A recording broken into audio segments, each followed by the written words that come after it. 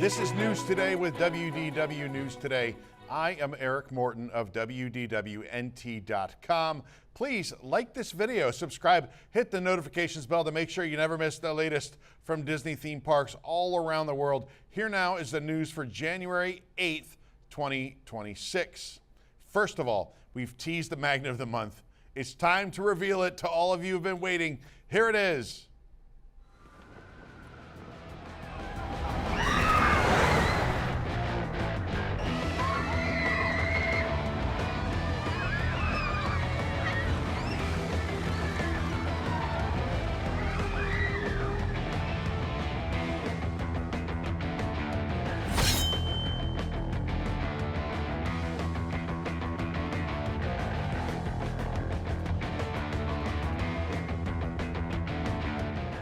That's right, the January magnet of the month, the Super Stretch Limo. Get yours now, Carousel of Products.com. We also have the Pin of the Month Club we've been doing. So if you like mystery pins, and who doesn't like buying something when they don't know exactly what's inside?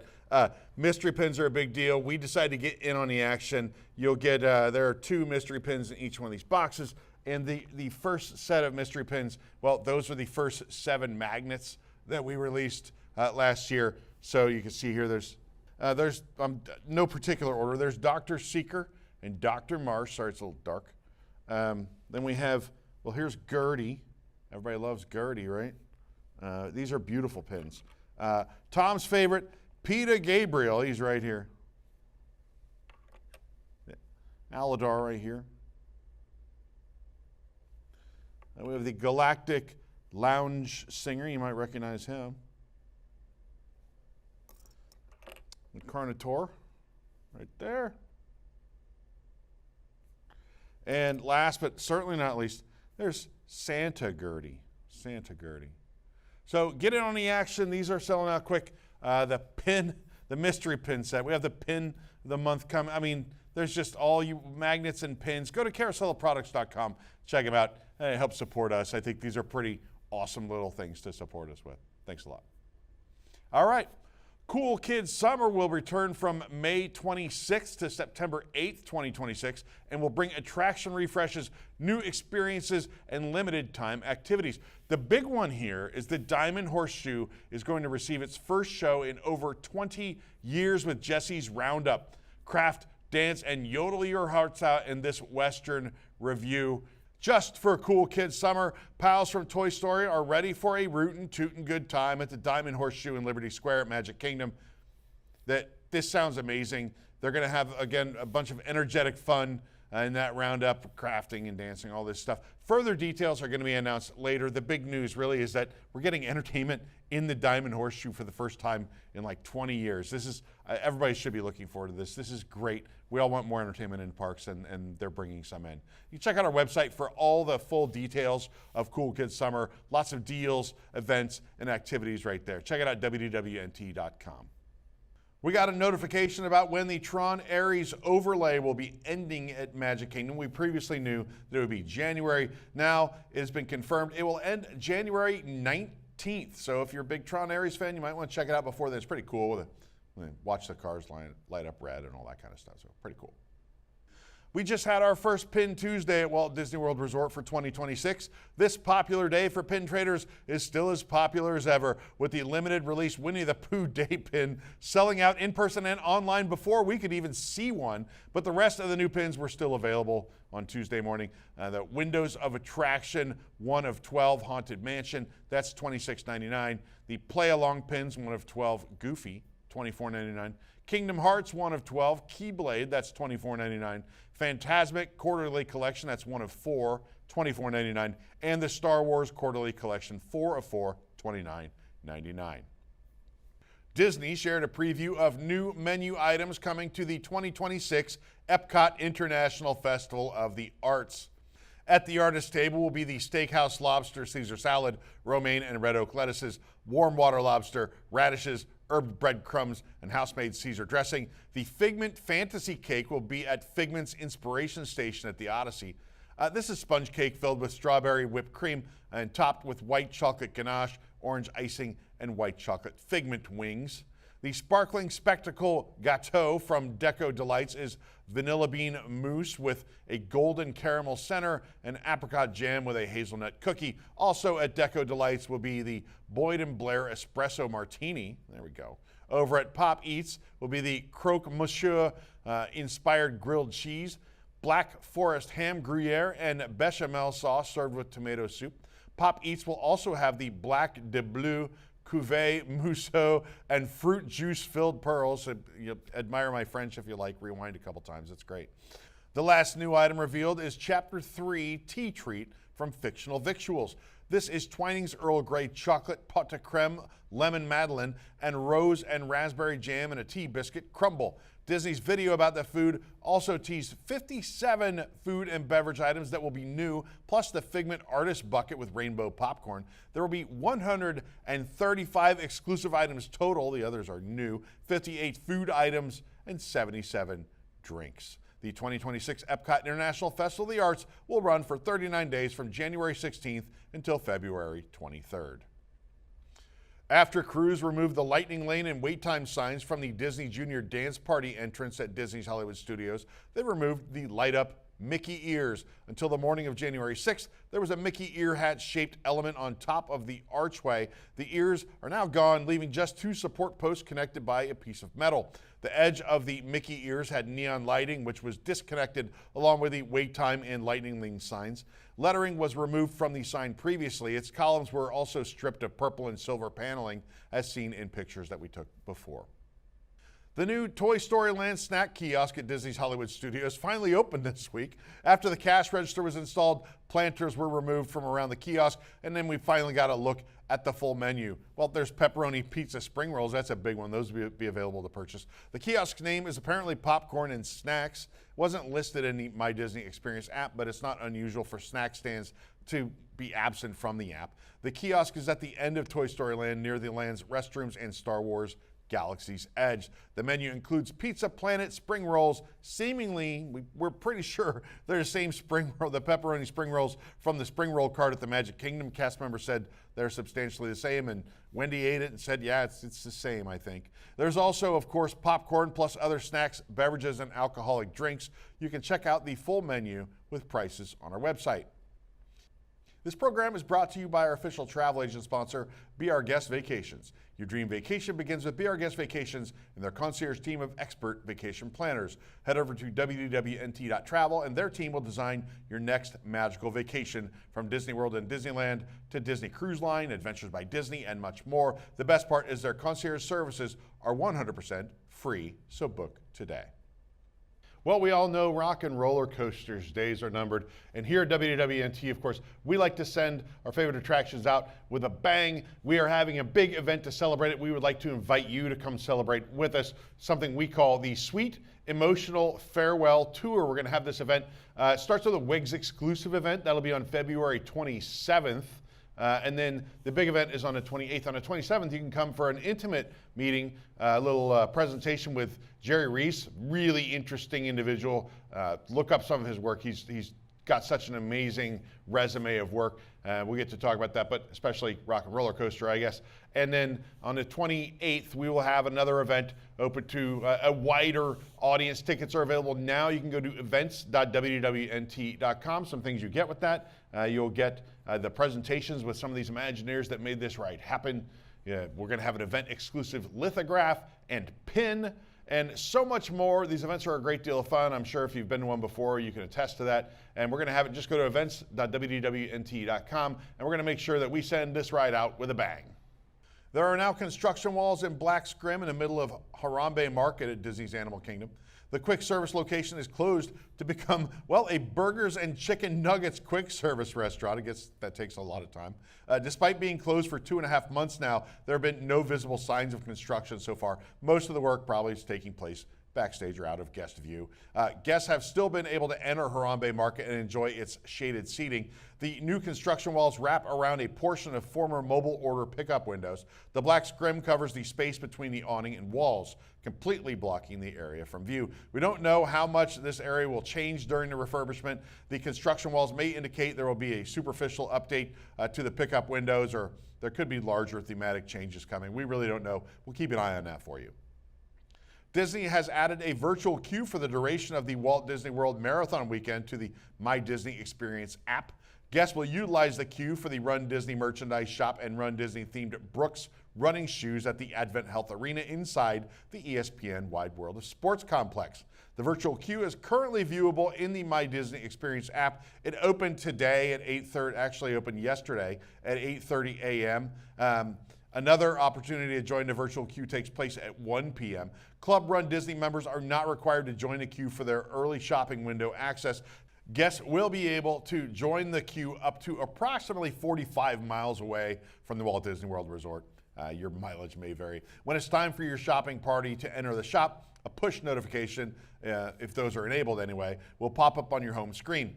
The digital entry code you'll receive must be shown at the entrance of the shop in the form of the code itself, Magic Band in any form, or the Magic Mobile Pass. Disney Springs Eatery, the Boathouse, initially received a wrongful death circuit court lawsuit in October of 2025 after a guest choked on a piece of steak and subsequently died 2 days later in June of 2025. The lawsuit was refiled in federal court on December 31st, and the Boathouse has filed a motion to dismiss. The wrongful death lawsuit was taken up by Rhea Duncan, the mother of Kevin Duncan, the man who died. She is represented by Morgan & Morgan. The lawsuit notes that on June 8th of 2025, Duncan began to choke on a piece of steak, and his family and friends tried to perform the Heimlich maneuver but were unable to clear his airway. However, the suit alleges that staff did not act quickly enough to contact the authorities.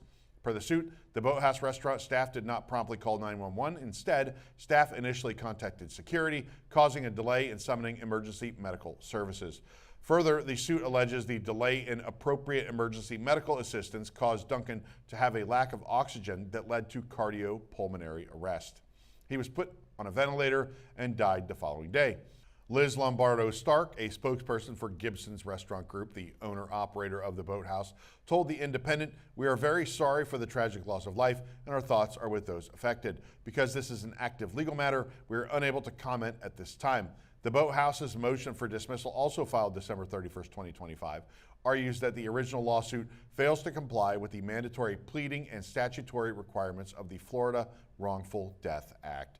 The dismissal motion says the original lawsuit does not properly identify beneficiaries, survivors, or properly separate survivor and estate damages. You've heard us talking about renting DVC points through our friends at DVCRentalStore.com. If you've rented points and gotten a taste of that DVC life at a Walt Disney World resort, you might be thinking that it's time to jump in and join the club. But did you know you don't have to pay the price Disney charges for a DVC membership? You can save thousands of dollars when you buy resale contracts. Contact our friends at DVC Resale Market to find out how much you can save. Go to dvcresalemarket.com/WDWNT for more information. A Disneyland guest had to get 4 stitches on his forehead after another guest severely attacked him in the queue for Indiana Jones Adventure. According to Reddit posts, a man in light green sweatpants attacked another man in the ride queue at about 12:45 p.m. on December 30th. The victim did not fight back, said user @visible_general_8283, while his 17-year-old daughter screamed and cried, "Stop hitting my dad." It was incredibly traumatizing, and the dude who assaulted the man ran off, the user continued. The older man was covered in blood on his face, and Disney staff closed the line and sent staff to scrub blood off the floor in multiple spots. An alleged witness also commented 6 family members were cutting through the line 2 at a time. I believe 2 adults and 4 kids. It seems as if one guy was saying something snippy about them cutting through the line that caused the other guy to blindside him and start beating on him. They added the line cutters were, quote, rude and disrespectful. The victim's wife said a cast member, quote, literally spawned in and gave their kids free lightning lane passes for the rest of the day while she went with her husband to get checked out. He got 4 stitches and vouchers for replacement clothes because his pants got destroyed and shirt was soaked in blood. She further explained that her husband didn't fight back because he didn't want to risk fake assault accusations, risk us being blacklisted and family getting removed and ending our Disney vacation early. The victim's daughter also confirmed he is perfectly okay. She did say the stranger hit her too and that she is, quote, a little traumatized, but okay, and has no visible injuries. She posted a photo of them enjoying the park after her dad was patched up. The family plans to press charges if the perpetrator is caught, although they had not received any updates from Disney as of their last comments a few days ago. That's gross. Awful. Walt Disney Imagineering has shared a video that shows the behind-the-scenes installation of the first large-scale 3D printed prop located at the Disneyland version of the Jungle Cruise. We first reported on this boat coming late last year. The video opens with a large crane at night in Adventureland, after which Xavier Moline, the lead R&D Imagineer, explains what we are looking at. This is the first time we're printing a prop to permanently live in one of our rides. This is not the first time 3D printed objects have been used at Disney parks, however, as they had already been put into use at Disney's Animal Kingdom. Chris Hill, an associate R&D Imagineer, explains the boat was designed within R&D, after which a collaboration with the vendor Hattie led to the printing. Jay Rogers, CEO and co-founder of Hattie, is then brought in to explain the match made in heaven that is Disney and 3D printing developed over 40 years. He then says that printing can be replicated in every park all over the world, which would appear to suggest the canoe or different 3D printed props to be installed in other parks. The old canoe was 3D scanned to get its dimensions right for the new one. The boat is shown when explaining this before the installation of its replacement. The 3D printed boat is actually a new design inspired by the 3D scanning of the old boat, alongside a picture of what the boat looked like back in the 1960s. This boat is the premier project to bring the parks to life faster and more effectively. 2 ticket booths and the former La Brea Bakery are being demolished to make way for the new Porto's Bakery and Cafe at downtown Disney. The ticket booths are completely gone now. When we last reported on demolition, we could still see, well, one wall standing. Now there's just a pile of rubble. In the debris, we can see twisted green railings that were previously around trees and flower beds. Sections of pavement are now missing. At the end of the construction site, the La Brea Bakery building is still standing. However, an excavator standing at the ready nearby. So days are numbered, I guess. But boy, people are excited for this Porto's thing to finally happen. Pink is the new blue milk. Disney Parks has shared that the new shade and flavor of milk is landing in Galaxy's Edge at Disneyland this week. Pink milk will be arriving today in Star Wars Galaxy's Edge. The milk stand at Galaxy's Edge currently has 2 non-dairy alien milks, the blue milk and green milk. Blue is described as having alluring fruity characteristics. I would dispute that. While green features zippy citrus and tropical characteristics. Now, pink, welcome to the family. If you get sick, you have all your favorite colors to pick from now. Disney announced the streaming date and released a poster for Disneyland Handcrafted, a documentary film about the creation of Disneyland featuring rare archival footage and audio recordings. It is directed by Leslie Iwerks. She's the granddaughter of Disney legend Ub Iwerks, who co-created Mickey Mouse, and also the daughter of Disney legend Don Iwerks, who did a number of amazing things for the company, including making infrastructure for circular films work. Disneyland Handcrafted will begin streaming on Disney Plus and Disney YouTube on January 22nd. The film will give viewers a first-hand look at the trials and tribulations behind the rapid construction of the park leading up to its opening day in July of 1955. As we noted in our recent history of Disney Parks castles, Sleeping Beauty Castle was constructed in just 7 months before the opening of Disneyland Park. Iwerks searched through over 100 hours of raw material showcasing the early days of Disneyland, including unused 16mm film reels from Walt Disney's Wonderful World of Color. She and her team produced high-resolution scans of every reel without a time code. The finished product includes first-hand accounts of real artists and Imagineers on site back in 1955. I can't wait for this. This is so exciting. I'm really looking forward to this. The Up-themed attraction in Disney Adventure World has begun to take shape. We can now see the footprint of the attraction in aerial photos. The photos posted on January 4th by DLP Works reveal a major construction milestone for the future Up flying carousel along Adventure Way. The project has transitioned to building the structure of the attraction itself. That's the DLP Works photo we see there. Concrete has been poured, creating a circular base for the attraction. The queue footprint has been marked. It outlines the future building that will house the attraction's entrance, control room, and waiting area. Adventure Way will open with World of Frozen, and Walt Disney Studios Park will be renamed, of course, Disney Adventure World on March 29th of 2026. But the upride is not expected to open until later in 2026, maybe even 2027.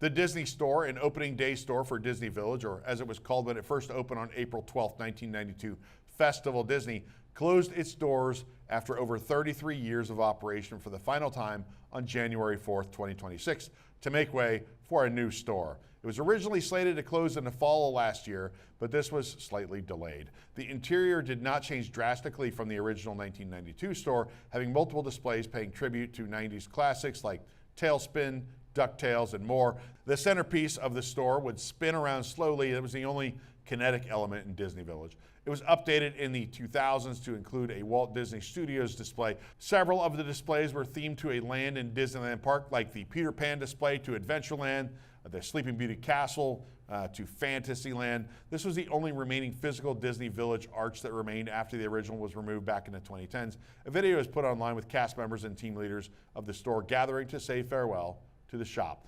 The store will become Disney Wonders later this year, which, well, will match the new sort of design of the other reimagined buildings at Disney Village.